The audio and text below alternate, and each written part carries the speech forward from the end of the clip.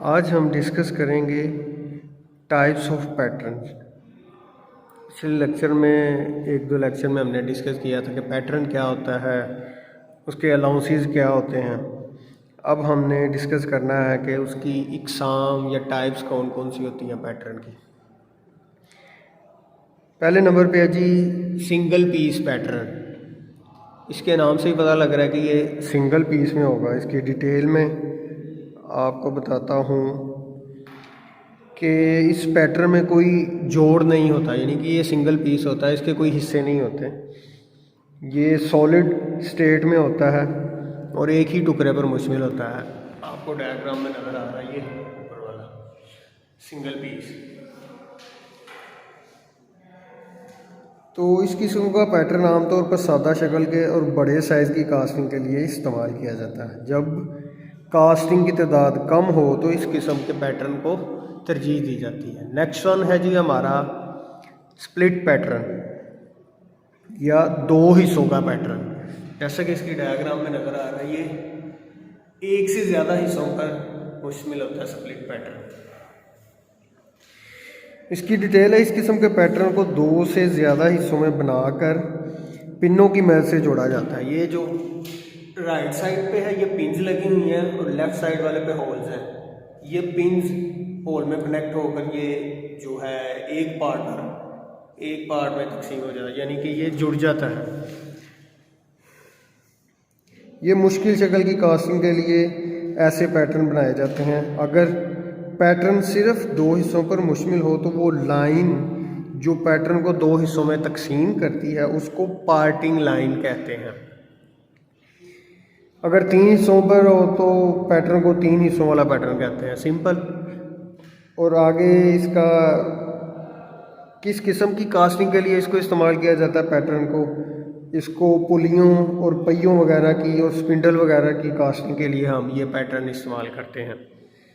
ये हमारा हो गया सिंगल पीस और स्प्लिट पीस या दो हिस्सों वाला पैटर्न। नेक्स्ट है हमारा जी गेटेड पैटर्न।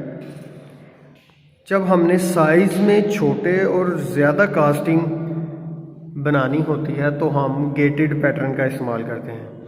अदरवाइज़ तो हम वैसे गेट जो है वो हाथ से बनाते थे। गेट अक्सर एक्चुअली कहते किसको हैं, वो रास्ता होता है जिससे जो पिघली हुई मेटल है वो कैविटी में पहुंचती है और जिससे पैटर्न बनता है, उसको गेट कहते हैं। वैसे तो हम जो मोल्डिंग सैंड में वो हाथ से या पिन की मदद से बनाते थे, पर हमने जब ज़्यादा मिकदार में बनाने होते हैं पैटर्न या कास्टिंग तो हम उस तरह का पैटर्न बना लेते हैं गेटेड पैटर्न, जिसकी वजह से इजीली जो है जो मेटल आपकी है वो कैविटी तक पहुंच जाती है। जब ज़्यादा और छोटे मोल्ड में हाथ से गेट बनाने से बहुत वक्त दरकार लगता है, ज़्यादा वक्त लगता है, इसलिए वक्त की बचत के लिए हम पैटर्न ही इस तरह के बना लेते हैं जो गेटेड हो। इस तरह से बहुत सी कास्टिंग एक ही वक्त में मुकम्मल हो जाती हैं और छोटी कास्टिंग के मोल्ड बनाने की रफ्तार भी तेज़ होती है गेटेड पैटर्न से। नेक्स्ट पैटर्न है जी हमारा मैच प्लेट पैटर्न। जब हमने पीछे पढ़ा था स्प्लिट पैटर्न, अगर कोई दो हिस्सों वाले पैटर्न के दरमियान प्लेट लगा दी जाए और उसको पैटर्न को जोड़ दिया जाए, ये सेंटर में प्लेट नज़र आ रही है मैच प्लेट, तो इस किस्म के पैटर्न को हम मैच प्लेट पैटर्न कहेंगे।